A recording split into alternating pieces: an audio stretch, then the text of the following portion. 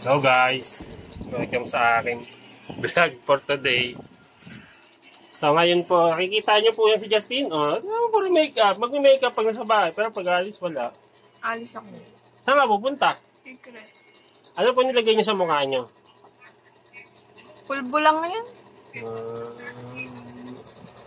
May spray po siya. Ito po ginamit niya. Tapos ito. Ano pa? Ito. Sa lips. Yan, saan patayan. Tapos ito. Hindi ko alam yan. Ito. Ito po mga gamit nyo. Ano ba? Ano masasabi nyo, Ate Justin?